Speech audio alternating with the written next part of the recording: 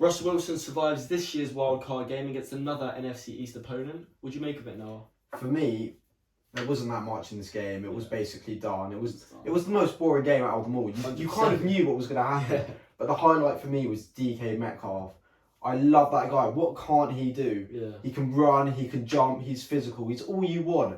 And I'm still shocked at how far he went. And for him to be at Seattle with Russ, there's nothing better than that for him.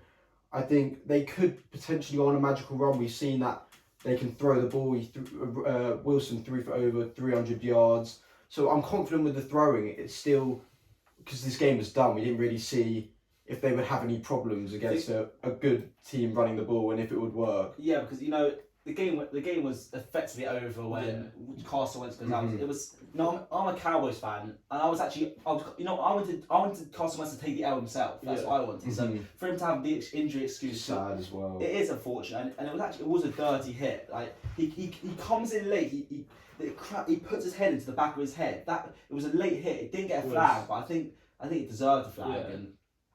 And after that game, you could say, did Seattle light up? Maybe not, but you can only play what's in front of you. I think they didn't have to do anything particularly unbelievable. It was actually pretty funny that McCown had to kind of drive to an 8-point game late on. I think it was pretty amazing that it was still late. I was going to say, even though it was a one touchdown game, it would never fail. It was never like, wow, it was only one score down. So it's hard to it's really hard to judge Seattle on this performance, but you still got to judge from what we saw. I understand that you can only beat what's in front of you, but they were devastatingly depleted.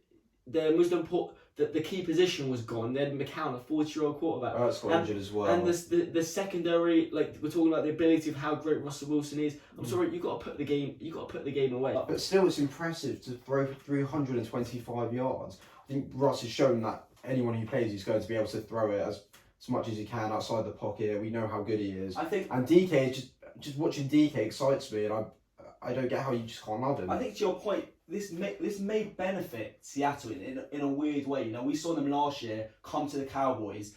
They ran the ball, and unsuccessfully. And you think they've got Hall of Fame, one of the best quarterbacks ever, Russell Wilson. And now you watch it with Marshawn Lynch.